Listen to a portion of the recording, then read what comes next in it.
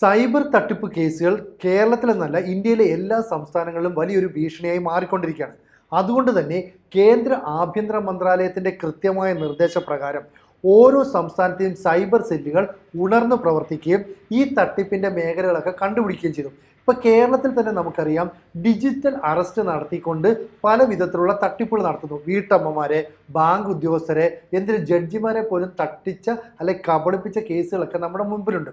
ഇതുമായി ബന്ധപ്പെട്ട് കേരളത്തിലെ സൈബർ സെല്ല് അന്വേഷണം നടത്തുമ്പോൾ എപ്പോഴും ഈ അന്വേഷണത്തിൻ്റെ അങ്ങേയറ്റം ചെന്ന് നിൽക്കുന്നത് ഛത്തീസ്ഗഡിലോ മധ്യപ്രദേശിലോ ബീഹാറിലോ ഒക്കെ ആയിരിക്കും. അവിടുത്തെ നിരക്ഷരരായ ആളുകളുടെ പേരിലെടുത്ത ബാങ്ക് അക്കൗണ്ടുകളിലേക്കാണ്. അവർ പോലും അറിയാതെ അവരുടെ പേരിൽ ബാങ്ക് അക്കൗണ്ടുകൾ ഉണ്ടാക്കുന്നു, എന്നിട്ട് ഈ അക്കൗണ്ടുകളിലേക്ക് പണം എത്തിക്കുന്നു. വളരെ പെട്ടെന്ന് അവിടെ നിന്ന് പണം പിൻവലിക്കപ്പെടുകയും ചെയ്യുന്നു. ഇതാണ് സൈബർ തട്ടിപ്പിൻ്റെ ഒരു രീതി. അപ്പോൾ സ്വാഭാവികമായിട്ടും അത് അന്വേഷണം എത്തി നിൽക്കുന്നത് ആഫ്രിക്കൻ രാജ്യങ്ങളുമായി ബന്ധപ്പെട്ട ചില വ്യക്തികളിലേക്ക്, അല്ലെങ്കിൽ ഛത്തീസ്ഗഡ്, ബീഹാർ, മധ്യപ്രദേശ് തുടങ്ങിയ സംസ്ഥാനങ്ങളിലേക്ക്. എന്നാൽ ഇപ്പോൾ ഞെട്ടിപ്പിക്കുന്ന ഒരു വിവരം പുറത്തു വന്നു. കേരളത്തിൽ ഇതിൻ്റെ ശക്തമായ കണ്ണികൾ പ്രവർത്തിക്കുന്നു. അതും അറിയപ്പെടാത്ത താരങ്ങളല്ല, സെലിബ്രിറ്റികളായ ചില ആളുകളുടെ നേതൃത്വത്തിൽ. എന്ന് പറഞ്ഞാൽ ബിഗ് ബോസിൽ അറിയപ്പെടുന്ന ഒരു താരം ഇത്തരത്തിൽ കൃത്യമായ തട്ടിപ്പിൻ്റെ ഒരു കണ്ണിയായി കേരളത്തിൽ പ്രവർത്തിക്കുന്നു. ഇതേ താരം മലേഷ്യയിലും സിംഗപ്പൂരിലും എന്തിന് ചൈനയിലുമൊക്കെ ഇടയ്ക്കിടെ സന്ദർശനം നടത്തുന്നു. എന്നിട്ട് ഇത്തരത്തിലുള്ള തട്ടിപ്പുമായിട്ട് ബന്ധപ്പെട്ട് പ്രവർത്തിക്കുന്നു. പലരുടെയും പണം കേരളത്തിന് പുറത്തെ മറ്റ് സംസ്ഥാനങ്ങളിലേക്ക് എത്തിക്കുന്നു. അവിടെ നിന്ന് ചെക്കും മറ്റും നൽകിയിട്ട് ഈ പണം സ്വീകരിക്കുന്നു. ഇതാണ് തട്ടിപ്പിൻ്റെ രീതി. ഈ മലയാളി ഉൾപ്പെടുന്ന തട്ടിപ്പിൻ്റെ രീതി ഇപ്പോൾ ഹവാല പണമിടപാട് കേന്ദ്രീകരിച്ച, അതായത് വിദേശ രാജ്യങ്ങളിൽ ജോലി ചെയ്യുന്നവർ പണം ഹവാലക്കാരുടെ കൈകളിലേക്ക് എത്തിക്കുന്നു. അവർ നാട്ടിലുള്ള ഏജന്റുമാരിലേക്ക് കൈമാറി നമ്മുടെ വീടുകളിലും മറ്റും എത്തിക്കുന്ന ഒരു രീതിയാണ് ഈ ഹവാല ഇടപാടെന്ന് പറയുന്നത്. പക്ഷേ ഇപ്പോൾ ആ രീതി മാറി. ഹവാല ഇടപാട് ക്രിപ്റ്റോ കറൻസിയിലേക്ക് ഒരു വലിയ മാറ്റത്തിലേക്ക് നീങ്ങുവാണ്. അതായത് ക്രിപ്റ്റോ കറൻസി ആയിട്ടാണ് മാറുന്നത്. വിദേശ രാജ്യങ്ങൾ, പ്രത്യേകിച്ച് ഗൾഫ് രാജ്യങ്ങളിലൊക്കെ പണിയെടുക്കുന്ന ആളുകൾ ഹവാല ഇടപാടുകാരുടെ കയ്യിലേക്ക് അവിടുത്തെ ദിർഹമോ അല്ലെങ്കിൽ ഡോളറോ ഒക്കെ നൽകുകയാണെങ്കിൽ ഇവിടെ അത് ക്രിപ്റ്റോ കറൻസി ആയിട്ട് മാറും. നമുക്കറിയാം, ബിറ്റ് കോയിൻ ഉണ്ട്, USDT എന്ന് പറയുന്ന ക്രിപ്റ്റോ കറൻസി ഉണ്ട്. അങ്ങനെ പല വിധത്തിലുള്ള ക്രിപ്റ്റോ കറൻസി. ഇതാണെങ്കിൽ പിടിക്കപ്പെടാനുള്ള സാധ്യത കുറവാണെന്നാണ് പറയപ്പെടുന്നത്. അങ്ങനെ ബിഗ് ബോസിലെ ഒരു താരം ബംഗളൂരുവിലെ ഒരു സുഹൃത്തിന് പണം കൈമാറുന്നു. ഈ അക്കൗണ്ടുമായി ബന്ധപ്പെട്ട് അല്ലെങ്കിൽ ട്രാൻസാക്ഷനുമായി ബന്ധപ്പെട്ട ചില ഇടപാടുകൾ സംബന്ധിച്ച് ഒരു പരാതി ഉണ്ടാകുന്നു. ഈ പരാതിയെക്കുറിച്ച് അന്വേഷിച്ചപ്പോഴാണ് അവിടെയുള്ള 2 സുഹൃത്തുക്കൾ ഈ ഇടപാട് നടത്തിയിട്ട് പണം അയാൾക്ക് നേരിട്ട് എത്തിച്ചു നൽകുന്നു. അപ്പോൾ പണം എത്തിച്ചു നൽകുന്ന സോഴ്സ്, ട്രാൻസാക്ഷൻ, ഈ രീതിയുമായി ബന്ധപ്പെട്ട് ചില അന്വേഷണങ്ങൾ നടത്തിയപ്പോൾ കോഴിക്കോട് ജില്ലയിലെ കൊടുവള്ളി, താമരശ്ശേരി, മുക്കം തുടങ്ങിയ മേഖലയുമായിട്ട് ബന്ധപ്പെട്ട ചില കണക്ഷനുകളിലൂടെ കണ്ടെത്തി. നമുക്കറിയാം, കാലങ്ങളായിട്ട് സ്വർണ്ണക്കടത്ത്, ഇപ്പം നെടുമ്പാശ്ശേരി വിമാനത്താവളം വഴി അല്ലെങ്കിൽ കരിപ്പൂർ വിമാനത്താവളം വഴി സ്വർണ്ണക്കടത്തൊക്കെ എത്തുമ്പോൾ അതിൽ ഏറിയ പങ്കും എത്തുന്നത് കൊടുവള്ളി മേഖലയിലേക്കാണ്, കോഴിക്കോട് ജില്ലയിൽ. ഇനി താമരശ്ശേരി, മുക്കം മേഖലകളിലൊക്കെ തന്നെ ഇത്തരത്തിലുള്ള ഹവാല റാക്കറ്റുകളുടെ ഇടപാടുണ്ട്. പക്ഷേ കേന്ദ്ര ആഭ്യന്തര മന്ത്രാലയം, കസ്റ്റംസ് ഒക്കെ കർശനമായ നടപടി സ്വീകരിച്ചതോടുകൂടി ഇത്തരത്തിലുള്ള ഹവാല സ്വർണത്തിൻ്റെയൊക്കെ അടക്കം ഇടപാട് നിലച്ചതാണ്. അപ്പോഴാണ് പുതിയ തട്ടിപ്പ് രീതി വരുന്നത്. അതിൽ ബിഗ് ബോസ് താരങ്ങളെ അണിനിരത്തിക്കൊണ്ട്, അല്ലെ ബിഗ് ബോസിലെ ചില അറിയപ്പെടുന്ന വ്യക്തികളെ മുൻനിർത്തിക്കൊണ്ട് ഒരു നീക്കം നടത്തുന്നു. അതുകൊണ്ട് പണം നിക്ഷേപിക്കാൻ ആളുകൾക്ക് മടിയുണ്ടാകുന്നില്ല. ഇപ്പോൾ ദുബായിൽ അല്ലെങ്കിൽ ഗൾഫ് രാജ്യങ്ങളിൽ ജോലി ചെയ്യുന്ന ഒരാൾ, അയാൾക്ക് കിട്ടുന്ന പണം, ശമ്പളമോ മറ്റേതെങ്കിലും വിധത്തിൽ ലഭിക്കുന്ന പണം അവിടുത്തെ എക്സ് എന്ന് പറയുന്ന ഏജന്റിന് കൊടുക്കുന്നു. എക്സ് എന്ന് പറയുന്ന കരിയർ അത് നാട്ടിലുള്ള വൈയിലേക്ക് എത്തിക്കുന്നു. നാട്ടിലുള്ള വൈ അത് നേരിട്ട് വേണമെങ്കിൽ ഈ പണം കൊടുത്ത ആളുടെ വീടുകളിൽ എത്തിക്കാം. അയാൾക്ക് അതിനോട് വലിയ ബെനിഫിറ്റ് ഉണ്ടാകുന്നില്ല. പക്ഷേ ഇവിടെ ഈ ഇടനിലയ്ക്ക് നിൽക്കുന്ന ക്രിപ്റ്റോ കറൻസി ഏജന്റന്മാരിലേക്ക് ഈ പണം എത്തിച്ചാൽ ഇവർക്ക് 200 മുതൽ 1000 രൂപ വരെ ലാഭം കിട്ടും. അപ്പം ഓരോ എമൗണ്ടിനനുസരിച്ച് ഈ ലാഭവിഹിതം വർദ്ധിച്ചു വരുന്നു. അപ്പോൾ ഈ വീടുകളിലേക്ക് പണം എത്തിക്കുന്നത് മറ്റൊരു ബാങ്ക് അക്കൗണ്ട് വഴിയാണ്. എന്ന് പറഞ്ഞാൽ ക്രിപ്റ്റോ കറൻസി വഴി പണം തട്ടിയെടുക്കുന്ന ആളുകൾ നമ്മുടെ വീട്ടിലേക്ക് ബാങ്ക് അക്കൗണ്ട് വഴി പണം എത്തിക്കുന്നു. ഈ കിട്ടുന്ന പണം നമ്മൾ ബാങ്ക് അക്കൗണ്ട് വഴി ത്രൂ GPay വഴിയോ അല്ലെങ്കിൽ റുപ്പേ, ഈ പറയുന്ന മറ്റ് ഓൺലൈൻ സംവിധാനങ്ങൾ വഴിയോ ഒക്കെ തന്നെ പലചരക്ക് കച്ചവടക്കാരന്, അല്ലെങ്കിൽ മീൻ വിൽക്കുന്ന ആൾക്ക്, അല്ലെങ്കിൽ പാല് തരുന്ന ആൾക്കൊക്കെ നമ്മൾ പണം കൊടുക്കാം. അപ്പോൾ സ്വാഭാവികമായിട്ടും ഈ അന്വേഷണത്തിൻ്റെ, ട്രാൻസാക്ഷൻ്റെയൊക്കെ തട്ടിപ്പിൻ്റെ വിവരങ്ങൾ അന്വേഷിച്ച് വരുന്ന സംഘത്തിന് മുമ്പിൽ ഇവരെല്ലാം പ്രതികളാണ്. നമ്മുടെ വീട്ടുകാർ, പാൽ കച്ചവടക്കാരൻ, മീൻകാരൻ ഒക്കെ പ്രതികളായിട്ട് വരും. ഇത് ഇവരുടെ തന്ത്രമാണ്. മുമ്പ് കംബോഡിയ കേന്ദ്രീകരിച്ച് അല്ലെങ്കിൽ ആഫ്രിക്കൻ കൺട്രികൾ കേന്ദ്രീകരിച്ചാണ് ഇത്തരത്തിലുള്ള തട്ടിപ്പ് നടത്തിയത്. പ്രത്യേകിച്ച് നമുക്കറിയാലോ, നേപ്പാൾ, അതുപോലെ തന്നെ നമ്മുടെ ചൈന ബോർഡറുമായി ബന്ധപ്പെട്ട കേന്ദ്രങ്ങളിലേക്ക് മലയാളികളെ അടക്കം റിക്രൂട്ട് ചെയ്യുന്നു. എന്നിട്ട് അവരെ ഉപയോഗിച്ച് ഫിഷിംഗ് കോളുകൾ വിളിപ്പിക്കുന്നു. അങ്ങനെ ധാരാളം പേരുടെ പണം നഷ്ടപ്പെടുന്നു. ഈ മലയാളികൾ തന്നെ പിന്നീട് വെളിപ്പെടുത്തി ഞങ്ങളെ ജോലിക്ക് എന്ന് പറഞ്ഞ് ആ രാജ്യത്തേക്ക് കൊണ്ടുപോവുകയായിരുന്നു. ഒടുവിൽ പല തട്ടിപ്പിന് വേണ്ടിയിട്ട് ഞങ്ങളെ ഈ ഫോൺ കോൾ ചെയ്യാനായിട്ട് നിർബന്ധിതരാക്കുന്നു. ഞങ്ങൾക്ക് ക്രൂരമായ മർദ്ദനം ഏൽക്കേണ്ടി വന്നു. ഇപ്പോൾ ഇതൊക്കെ മാറിയിട്ട് കേരളത്തിൽ ഇത്തരത്തിലുള്ള ചില തട്ടിപ്പുകൾ നടത്തുന്നു എന്നാണ് പുറത്തു വരുന്നത്.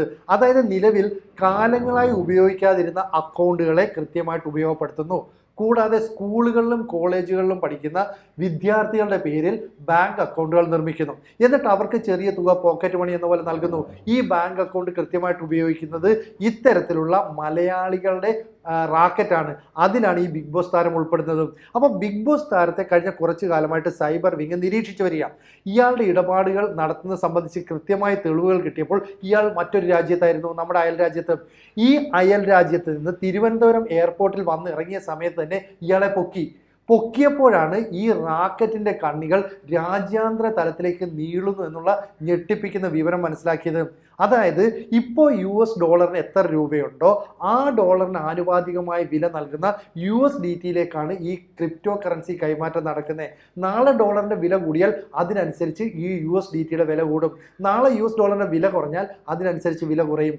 അങ്ങനെ ചുരുക്കം പറഞ്ഞാൽ ക്രിപ്റ്റോ കറൻസിയിലേക്ക് ഹവാല പണം മാറ്റുന്ന കണ്ണികൾ കേരളത്തിൽ സജീവമായി വരുന്നു. ഭാവിയുടെ പണം എന്ന് പറയുന്നത് ക്രിപ്റ്റോ കറൻസി ആണെന്ന് ഇവർ ജനങ്ങളെ വിശ്വസിപ്പിക്കുന്നു.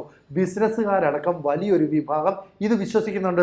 ഇപ്പം നമുക്കറിയാം, നമ്മുടെ നാട്ടിൽ ഫോണുകൾ ഹാക്ക് ചെയ്യുന്നു, അക്കൗണ്ടുകൾ ഫ്രീസ് ചെയ്യുന്നു, എന്നിട്ട് ഈ പണം വളരെ പെട്ടെന്ന് മറ്റ് അക്കൗണ്ടുകളിലേക്ക് ഒഴുകുന്നു. ഇത് പലപ്പോഴും അന്വേഷിക്കുമ്പോൾ ചെന്ന് എത്തുന്നത് ഘാനയിലേക്കോ കംബോഡിയയിലേക്കോ സിംബാബ്വേയിലേക്കോ ആഫ്രിക്കൻ രാജ്യത്തിലേക്കൊക്കെയാണ്. അവിടേക്ക് ഈ സൈബർ സെല്ലിൻ്റെ അന്വേഷണം കൊണ്ടുപോകാൻ പറ്റുന്നില്ല.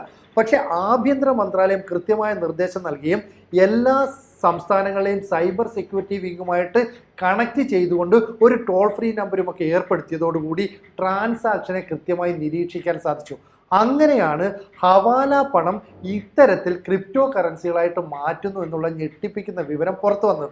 ഇതിൻ്റെ കണ്ണികൾ നേരത്തെ പറഞ്ഞതുപോലെ ഈ മുക്കത്തോ അല്ലെങ്കിൽ ഈ കൊടുവള്ളിയിലോ താമരശ്ശേരിയിലോ മാത്രമല്ല, ഇങ്ങ് തിരുവനന്തപുരം മുതൽ കാസർഗോഡ് വരെ നീണ്ടു നിൽക്കുന്ന ഒരു വിപുലമായ കണ്ണിയിലേക്ക് കണക്ട് ചെയ്യപ്പെടുന്നു എന്നാണ് മനസ്സിലാക്കുന്നത്.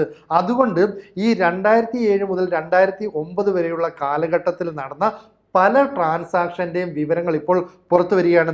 ഇതിൽ മറ്റൊരു കാര്യം കൂടിയുണ്ട്. ഇപ്പം 10-80 രൂപ വിലയുള്ള ഡോളർ, ആ ഡോളർ ഇന്ത്യൻ കറൻസിയിലേക്ക് മാറുമ്പോൾ അത് 93 110 രൂപയായിട്ടൊക്കെ കൺവേർട്ട് ചെയ്യപ്പെടും.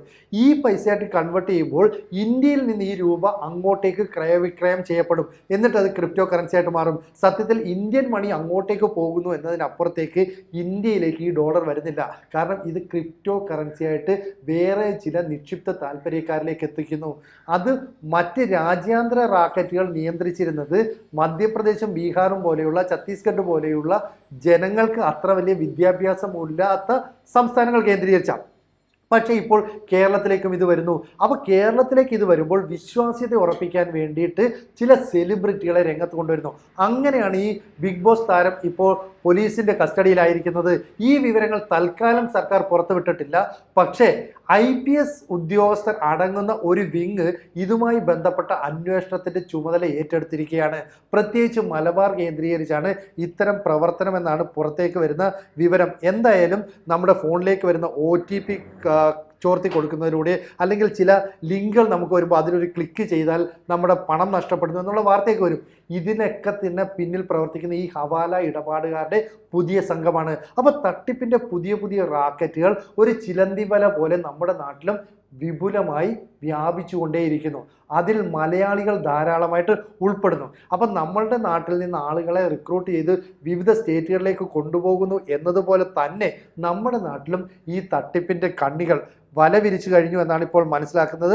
എന്തായാലും കേന്ദ്ര ഗവൺമെൻറ് കൃത്യമായ ഓപ്പറേഷൻ നടത്തുന്നു. അങ്ങനെ ആഭ്യന്തര മന്ത്രാലയത്തിൻ്റെ നിർദ്ദേശപ്രകാരം സൈബർ വിങ് ഇത്തരത്തിലുള്ള ചില അന്വേഷണങ്ങൾ പുരോഗമിപ്പിച്ചുകൊണ്ടേയിരിക്കുന്നു. അതിൻ്റെ അടിസ്ഥാനത്തിലാണ് ഇപ്പോൾ ബിഗ് ബോസ് താരം ഈ സർക്കാരിൻ്റെ അല്ലെ അന്വേഷണ സംഘത്തിൻ്റെ വല വലയിൽ വീണിരിക്കുന്നത്. ഇയാളെ ചോദ്യം ചെയ്തതിൽ നിന്ന് രാജ്യാന്തര തലത്തിലുള്ള റാക്കറ്റുമായിട്ട് ബന്ധമുണ്ടെന്നുള്ള കൃത്യമായ സൂചന കിട്ടി. പക്ഷെ ഔദ്യോഗികമായിട്ട് നമ്മുടെ പോലീസ് സംവിധാനം ഇതിനി മാധ്യമങ്ങളെ അറിയിക്കണം, അല്ലെങ്കിൽ സർക്കാരിൻ്റെ അനുമതിയോടുകൂടി ഈ വിവരങ്ങൾ ഇനി പുറത്തുവിടണം. അതുവരെ ഇക്കാര്യങ്ങൾ അല്ലെങ്കിൽ ഏത് താരമാണെന്നുള്ള കാര്യമൊന്നും നമുക്കിപ്പോൾ പുറത്തുവിടാൻ സാധ്യതയില്ല, അല്ലെ നമുക്ക് കഴിയുന്നില്ല. എന്തായാലും ഈ സെലിബ്രിറ്റികളെ ഉപയോഗിച്ചുകൊണ്ട് ഹവാല തട്ടിപ്പിൻ്റെ ഒരു പുതിയ മാനം പുറത്തേക്ക് വരുന്നു എന്നുള്ള വിവരമാണ് ഇപ്പോൾ ജനങ്ങൾ അറിയുന്നത്. ഇത് പോലീസ് സംവിധാനത്തിലൂടെ ജനങ്ങളിലേക്ക് എത്തിക്കണം, അല്ലെങ്കിൽ മാധ്യമങ്ങളിലൂടെ ജനങ്ങളിലേക്ക് എത്തിക്കുകയാണ് വേണ്ടത്. അതിൻ്റെ നടപടികൾ ഉടൻ ഉണ്ടാകുമെന്ന് തന്നെ പ്രതീക്ഷിക്കണം. അതുകൊണ്ട് തന്നെ നമ്മൾ ശ്രദ്ധിച്ചിരിക്കേണ്ട ഒരു കാര്യം, ഇനി ഹവാല ഇടപാടുകാരുടെ ലക്ഷ്യം ക്രിപ്റ്റോ കറൻസിയിലുള്ള തട്ടിപ്പാണ്. അത് ശ്രദ്ധിച്ച് വേണം കച്ചവടക്കാർ, ഈ ഗൃഹനാഥന്മാർ, അതായത് സ്ത്രീകളെയാണ് ഇതിന് പറ്റിക്കാനായിട്ട് ഏറ്റവും എളുപ്പമുള്ള മാർഗമെന്ന് അവർ കണ്ടെത്തിയിട്ടുണ്ട്. അത്തരത്തിലുള്ള നീക്കം നടത്തുന്നതെന്നാണ് സൈബർ വിങ് നൽകുന്ന സൂചന. ഓരോ മലയാളിയും സൂക്ഷിച്ചിരിക്കേണ്ട സമയം അതിക്രമിച്ചു എന്നാണ് ഇതിലൂടെ മനസ്സിലാകുന്നത്.